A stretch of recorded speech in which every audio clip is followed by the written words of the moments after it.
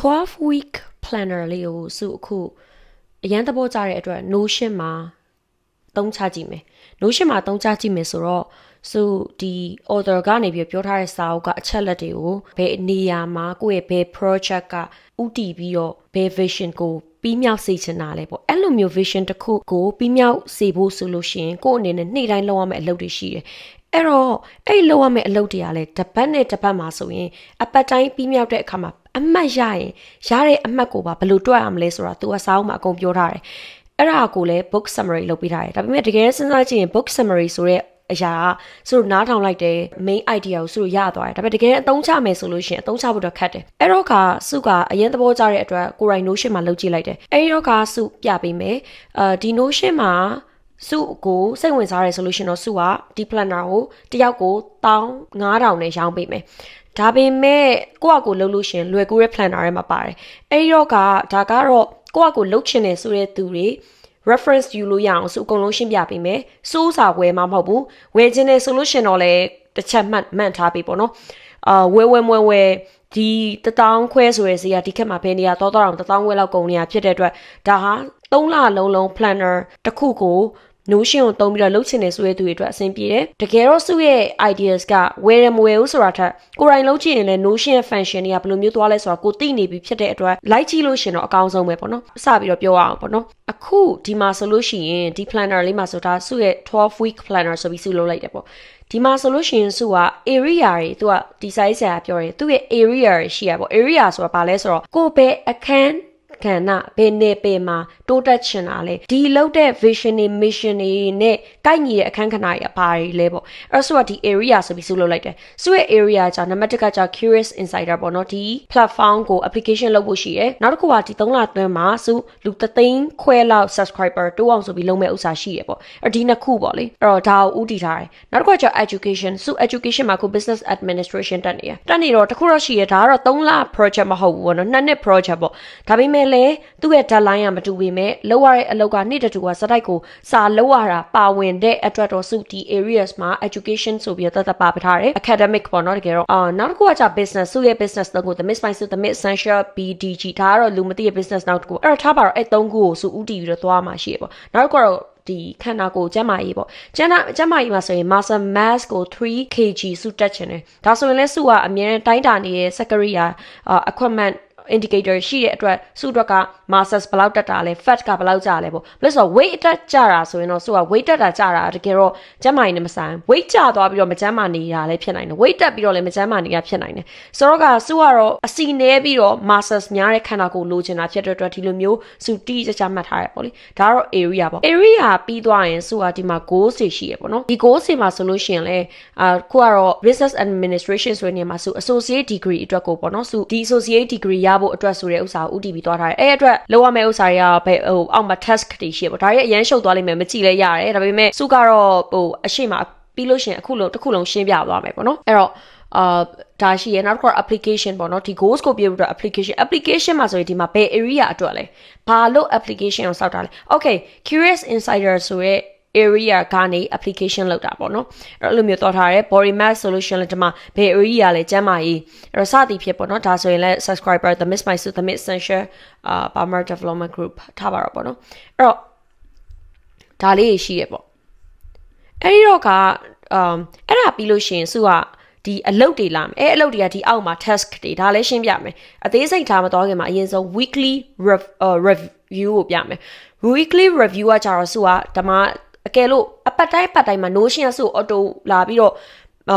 သူ notification on လိုက်မယ်ပေါ့ဒါ reminder လေး weekly လုပ်ထားရပေါ့အဲ့ဒါ तू ကအကယ်ဟုတ်ပြီ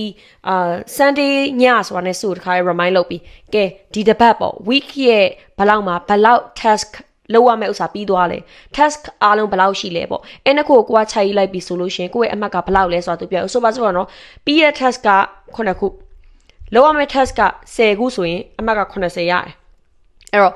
85လောက်ထိကိုရတယ်ဆိုလို့ရှိရင်ဒါအောင်မြင်တဲ့အပတ်လို့စုရဆိုတတ်မှတ်တယ်ပေါ့နော်အဲ့တော့ဒီလိုမျိုးလေးအမှတ်ပေးစနစ်လေးလည်းလုပ်ထားတယ်အဲ့တော့ task မှာဆိုလို့ရှိရင်လဲစုကဒီမှာဆိုရင်စုပေါ့နော်ကိုယ့်အကို လောရမယ့်ဥစ္စာလေးပေါ့နော်အဲ့ဒီမှာဆိုရင် frequency ဆိုတာကြတော့ဒီfrequently ပေါ့နော်ဘယ်နှခေါက်လောက်ရမှာတစ်ပတ်မှာဘယ်နှခေါက်လဲပေါ့ဒါဆိုရင် Monday Tuesday Wednesday Thursday Friday Saturday Sunday ပေါ့အဲ့တော့ကိုအနေနဲ့ဒါဆိုရှင် data research plan နဲ့ပေါ့နော်သူ့ရဲ့ business တစ်ခုကိုလုပ်မယ်ဆိုသူကအဲ့ဒါအတွက်ကိုသူက1 week မှာတစ်ချိန်ပဲလုပ်ရုံပဲအများကြီးလုပ်စရာမလိုအဲ့တော့ဒါဆိုရင်တစ်ချိန်ပဲအဲ့တစ်ချိန်လေးကိုသူကလုပ်လိုက်ပြီဆိုရင်ဒါ complete ဖြစ်သွားပြီပြီးသွားပြီဒီအလုပ်ကပြီးမြောက်သွားပြီအဲ့တော့ဟုတ်ပြီအကယ်လို့ဒီမှာ exclusive review ဆိုတာရှိရဲအဲ့ဒါကြတော့စုရဲ့ဒီ The Miss ပိုင်စုမှာဆိုရင် planner better you planner ကိုလာစင်ပါဝင်နေတဲ့သူရှိရဲသူတို့ကိုစုက3ရက်တစ်ချိန် review လုပ်ပေးတယ်အဲ့တော့တစ်ပတ်မှာဆိုရင်စုက2ချိန် review လုပ်တယ်ဆိုပါစို့အဲ့2ချိန်ဆိုရင်2ချိန်ဆိုတာလေးကိုလုပ်လိုက်ရင်ဒါပြီးသွားပြီအဲ့ဒါ The Miss ပိုင်စုအတွက်ကိုဒါစုရဲ့ business အတွက်ကိုစုလုပ်တာနောက်ကကြတော့ဟို The Miss ပိုင်စုနဲ့ The Miss Essential အတွက်ကို planning တွေ monitor တွေလုပ်ရရှိရဲဒါတော့နေ့စဉ်အလုပ်လုပ်တဲ့ပုံမှန်လုပ်တဲ့ဥစ္စာပေါ့ဒါဆိုရင်စုကတစ်နေ့တစ်ပတ်ကို9ချိန်ပဲစုအလုပ်လုပ်တယ်အဲ့တော့အဲ့9ချိန်ပဲဆိုတော့စုအနေနဲ့9ချိန်ကိုမှတ်လိုက်လို့ရှင်ဒီမှာ percentage ကြီးပြောင်းရမယ်ဘယ်လောက်ထိလုပ်လဲဆိုတာမြင်ရမယ်ဥပမာဒါလေးပြောင်းလို့ရှင်လဲဒီအောက်မှာပေါ့နော်ကိုဘယ်လောက်ထိပြီးတယ်မပြီးဘူးဆိုတာလဲ तू ကပြပေးတယ်ဥပမာထားပါတော့ဒါ 40% ဆိုရင်ဒါပြောချင်တာဒီ progress ကဘယ်လောက်လဲဆိုတာ तू ပြောတာပေါ့နော်အမှာ60ဆိုရင်60ပေါ့အဲ့တော့စသည်ဖြစ်ပေါ့နော်ဒါဆို complete ဆိုရင်လည်းဒါ complete ဖြစ်သွားရဲဆိုတော့အောက်ကနေပြီးတော့ဒီ pie chart ကနေလဲဆိုတော့progress ကိုမြင်လို့ရအောင်စုတခါ report ကိုထုတ်ထားလိုက်တယ်ပေါ့အဲ့တော့ဒါလေးရရှိရဲအဲ့ဒီတော့ကပြီးလို့ရှင်ဒီမှာဆိုရင်လဲဆိုတော့ကျမ်းမာရေး address solution လဲထိုးတူပဲ fasting ကိုတစ်ပတ်တစ်ခေါက်လုပ်တယ်16နိုင် fasting လုပ်တယ်ဆိုတော့ကတစ်ချိန်ပဲလုပ်စရာလိုတယ်အဲ့တော့ဘယ်နေ့လုပ်မလဲကြိုက်တဲ့နေ့လုပ်လိုက်ပြီဆိုဒါစုရဲ့ကျမ်းမာရေးအတွက်ကိုစု invest လုပ်တာပဲပြီးတော့စုကတစ်ပတ်ကို4ခေါက်ကျင်သွားတယ်တစ်ခေါက်သွားရင်ဟိုပေါ့တနာရီ10မိနစ်တနာရီ15မိနစ်လောက်ကြာတတ်တယ်တနာရီခွဲလောက်ထိတော့မကြာဘူးအဲ့တော့70 minutes workout ပေါ့နော်အဲ့လိုလေးရေးထားလိုက်တယ်အဲ့တော့တစ်ပတ်ကို4ချိန်ဆိုရင်4ချိန်လုပ်ပြီးတာနဲ့ဒီတစ်ပတ်ကတာဝန်ကျေပြီးကိုယ့်ရဲ့ကျန်းမာရေးကိုကိုယ့်အကို invest လုပ်တဲ့ကိစ္စပြီးပြီပေါ့အဲ့လိုမျိုးပုံစံနဲ့သွားထားတယ်အဲ့တော့ဒါက week 1ပေါ့ဟုတ်ပြီ week 2ဆိုလို့ရှိရင်ဒီမှာထပ်ပြီးတော့လာမယ် week 2မှာကိုစပြီးတော့ကဲဘယ်လိုမျိုးဥစ္စာတွေသွားမလဲဆိုပြီးဆိုတော့အဲ့ Sunday notion ကိုလာပြီး remind လုပ်တာနဲ့ week 2အတွက်ကိုစု planner ရေးသွားမယ်ဒါကတော့နေ့စဉ်လုပ်ရမယ့် task တွေပေါ့နော်နေ့စဉ်ဆိုတာထက်ဒီဘယ်နေ့မှာဘာလုပ်ရမလဲဆိုတော့ task ပေါ့ဥပမာဆို9ရက်ဆိုရှိရယ်9ဆိုလို့ရှိရင်တော့စုက9ရက်လုံးလုပ်ကိုလုပ်ရမယ်အလုပ်ဒါဆိုရင်စုရဲ့ចောင်းစာပေါ့နော်ဒီဟိုပေါ့ဒီတင်ချာပေါ့တင်ချာ class ကိုဆိုလို့ရှိရင်စုအနေနဲ့နှစ်ခန်းလောက်ကိုနေ့တိုင်းစာလောက်ရမယ်အဲ့ဒါဆိုလို့ရှိရင်နေ့တိုင်းရေးမှကိုစုကအမှတ်ပြရမှာဖြစ်တယ်အဲ့လိုမဟုတ်လို့ရှိရင်နေ့တိုင်းအိမ်စာမလုပ်လို့ရှိရင်တော့မရဘူးပေါ့နော်အဲ့လိုပဲ English စာ class ရှိရယ် management class ရှိရယ်အဲ့တော့ဒါလေးကိုကိုလောက်ရမှာဒါဆိုရင်လည်းအဲ့လိုပဲ app နဲ့ပတ်သက်လို့ရှိရင်အခုမှ application စပြီးလုပ်တဲ့အတွက်နေ့တိုင်းစုက brainstorming လုပ်တာ team ကိုစုအနေနဲ့ build up လုပ်တာ oh by the way စုက application တွေအခုလုပ်နေတာဖြစ်တဲ့အတွက်စုရဲ့ပေါ့နော်ဒီလိုမျိုးmarket research တွေပြီးတော့ဒါအပြင်ဥမာထားပါတော့ပေါ့နော်စုဒီ personal development professional development ဒီလိုဆရာတွေကိုသွားပြီးတော့သူတို့ရဲ့ course တွေကိုစုရဲ့ platform မှာတင်ဖို့ဆိုပြီးတော့သွားပြီးစကားပြောရမှာဒီအရင်နဲ့ပတ်သက်ပြီးတော့စုဝန်ထမ်းလိုအပ်နေရရှိရဲအဲ့တော့ကိုယ့်အနေနဲ့ application ကိုအဓိက mostly technology ကိုကျွမ်းကျင်တဲ့သူဆိုတာဘယ် technology ကျွမ်းကျင်တာပေါ့နော် technology တခုခုဆိုလို့ရှိရင်ဥမာ email marketing အတွက်ပို့တဲ့ဥစ္စာလောက်ကိုသိနားလဲတာဥမာ Notion မှာက task case ရှိရသွားကြည့်လိုက်ဆိုရင်ဒီလောက်ကိုနားလဲတာဟို professionally အကုန်လုံးကိုဘယ် specific app ကိုမှသိတယ်လို့တော့မဟုတ်ဒါပေမဲ့ကိုယ့်အနေနဲ့ technology ကျွမ်းကျင်တယ်ပြီးတော့အမြဲတင်ကြားတာကိုနားလဲတယ်ဆိုတဲ့သူပေါ့ဘာလို့လဲဆိုတော့ဒါကသူတို့ကဟိုလုပ်ငန်းအကြီးတစ်ခါတည်းရှိပြီးတော့ standard operation system နဲ့ဒါသွားမယ်မဟုတ်ဘဲနဲ့အခုမှတက်ကနေစမှာဖြစ်တဲ့အတွက်စုမှာteam build လုပ်ဖို့အတွက်လိုတယ်အမှ content creation ပိုင်းဆိုလို့ရှင်လေဒီဘာလို့ဒီ software ကိုသုံးရလဲဆိုတော့ content creation ပိုင်းနေစသည်ပြလိုတာဖြစ်တဲ့အတွက်စုကိုပေါ့နော် info@suphomo.com ကို email ပို့ပြီးတော့ကိုယ့်ရဲ့ CV နဲ့ကိုဘာလုပ်တတ်လဲဒီလိုမျိုး application ကို promote လုပ်တဲ့နေရာပြီး application build up လုပ်တဲ့နေရာပြီးတော့ team building လုပ်တဲ့နေရာမှာကိုယ်မှာဘယ်လိုမျိုးcertification တွေရှိလဲပေါ့နော် certification ဆိုတာကိုယ့်ရဲ့အဓိကတော့ဟို ability ပေါ့နော် capacity ဘာတွေလုပ်နိုင်လဲဆိုတဲ့ဥစ္စာလေးကို portfolio ပဲဖြစ်စေပို့ပြီးတော့ခံမှန်းလာစာပါပြီးပါနော်ခံမှန်းလာစာအပါအဝင်အလုပ်လျှောက်လို့ရပါတယ်ဒါတော့ team ကိုလည်းဆက်လုံနေတဲ့ဥစ္စာပေါ့တေချာတော့အဲ့ application မှာတူလုံးလို့ရမယ်ဆိုလို့ရှင်တော့နေ့တိုင်းဒီဆရာတွေစုလို့ရဲ့ဒီ podcast တွေဒီတိုးတက်ရေးအကြောင်းတွေကိုပဲနေ့တူစဉ်းစားတွေးခေါ်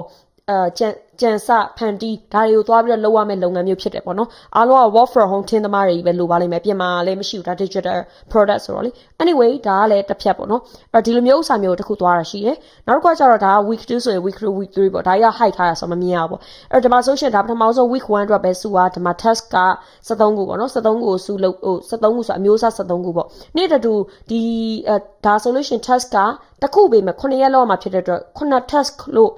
ပေါ့အလုပ်9ခုလို့စဉ်းစားမယ်ဆိုရင်အားလုံးပေါင်းစုက42ခုဒီတစ်ပတ်အတွင်းပြီးရမှာဖြစ်ပါတယ်အဲ့တော့ကိုက graphic တွေ content creation ဒါတွေလည်းပါသေးတယ်ပေါ့အဲ့တော့အဲ့လိုမျိုးပေါ့အဲ့တော့အဲ့ဥစ္စာဆိုလို့ရှိရင်ဒီဘက်ကတော့ plan ပြီးသွားပြီ okay နောက်ပတ်ပြီးမယ်ဆိုလို့ရှိရင်ဒီဘက်မှာအကုန်လုံးဒီ graph လေးမှာအကုန်လုံးလာမယ်ဒီမှာဆိုလဲထိုးအတူပဲကိုဘယ်လောက်ထိအလုပ်တွေပြီးလဲဆိုရယ် progress တွေအကုန်လုံးဒီမှာ visualization data visualization လုပ်လို့ရအောင်ဆုလုပ်ထားတယ်ပြီးတော့ဒီမှာပြန်လဲသုံးသပ်တဲ့ weekly review ပေါ့ဒါလေးရလဲသူ့အတူ Notion က auto notification လုပ်မယ်အဲ့ဒီမှာကိုယ့်အကိုပြီးမြောက်တဲ့နံပါတ်လေးထည့်လိုက်အောင်ပဲပေါ့နော်ဒါတော့ဆိုအသုံးပြုပုံလေးတွေလုပ်ထားတာပေါ့နော်ဆိုတော့ကဒါကတော့စုရဲ့စာအုပ်ကိုဖတ်ပြီးတဲ့အခါမှာတခါတည်းအသုံးချနေပါတယောက်နဲ့တယောက်မှာစာအုပ်တွေဖတ်တဲ့အခါမှာသင်ယူမှုတွေမတူဘူးစုကတော့ဗာပြောချင်လဲဆိုတော့စုအခု book summary အကုန်လုံးကိုနားလည်စီခြင်းလို့လုပ်ပေးတယ်ဒါပေမဲ့ဒါတွေကညအိတ်ခံဒီကိုဘာခနဲ့နားထောင်မှမစားဘူးမဟုတ်ဘူးတစ်သက်လုံးယူသွားပြီးတော့အသုံးချမယ့်အရာစုစာအုပ်တွေအများကြီးဖတ်တဲ့ထဲမှာရှိသမျှစာအုပ်တွေအကုန်လုံးရဲ့စာရေးဆရာပြောသမျှအကုန်လုံးရဲ့အသုံးချရအောင်မဟုတ်ဒါပေမဲ့ဒီ12 week year planner တော်တော်မိုက်တယ် address စုအသုံးချခြင်းနဲ့တကယ်လဲအသုံးဝင်တယ်အခုဆိုလို့ရှင်လဲတကယ်ကို Notion နဲ့လုပ်လိုက်တဲ့အခါမှာ like ဒါအရင် excited ဖြစ်နေပြီဒီ project တွေလုပ်ဖို့အတွက်ကိုပေါ့နော်အဲ့တော့တော်မိုက်တယ်လို့ပြောလို့ရတယ်အဲ့တော့ဒါလေးကိုစိတ်ဝင်စားရင်လည်းပြောပေးစိတ်ဝင်စားလဲ knowledge အနေနဲ့ကိုယ့်အကိုကြည့်လိုက်ရတယ်ပေါ့နော်ဒါမှမဟုတ်လို့ရှင်လဲဒီຢာတွေအကုန်လုံးကအရင်ခက်တော့မဟုတ်ဘူးဒါပေမဲ့ကိုက Notion တခါမှမသုံးဘူး Notion မသုံးဘူးတဲ့အပြင်Excel တောင်မလုပ်တတ်ဘူးဆိုလို့ရှင်တော့ဒါကခက်လိမ့်မယ်ဆိုတာဒါဆိုရင် formula နဲ့စုလုပ်ထားတာပေါ့နော်ဒါဆိုရှင်ဒီမှာ formula တွေထည့်ထားတာပေါ့ဒီ formula ရလဲစုအလွတ်ရပြီးတော့ထည့်ထားတာလည်းမဟုတ်ပါဘူးအဓိကဒီ formula တွေအကုန်လုံးကလည်း ChatGPT ကိုမေးပြီးတော့ဘယ်လိုဖြစ်ချင်လဲဆိုတဲ့အတိုင်းကိုပဲမေးမြန်းပြီးတော့လုပ်ထားတဲ့အရာတွေပေါ့နော်ဒါတွေဆိုလို့ရှင်လဲpage တစ်ခုမှာလုပ်ပြီးသားဟာကိုသူ့ဟာသူဒီပေါ့နော် detail ဥစ္စာတွေဆိုရင်သူ့ဟာသူရှိရပေါ့အဲ့တော့ရှိတဲ့ဥစ္စာလေးကိုပြန်ပြီးတော့ mention လုပ်ထားတယ်အဲ့တော့ဒီလောက်တော့ Notion ကို basic သိရသူဆိုရင်တော့ဒီ planner ရတယ်ဒါပေမဲ့ basic လုံးဝမသိရသူဆိုလို့ရှိရင်တော့ဒီຢာကြီးတစ်ခုလုံးရေးတဲ့အခါမှာရှုပ်ရှက်ခတ်နေရပဲလို့တွေးလိမ့်မယ်ဆိုတော့ကနောက်တစ်ခုရှိရပေါ့ Notion ဘယ်လိုသုံးရမလဲဆိုတာမျိုးတော်တော်မေးတယ်ပေါ့နော် Notion ဆိုတာအဲ့လိုစာတစ်ကြောင်းနဲ့စု comment လေးပြန်ပြီးတော့ဘယ်လိုသုံးဆိုပြီးပြောလို့ရတဲ့အရာမဟုတ်ဘူးပေါ့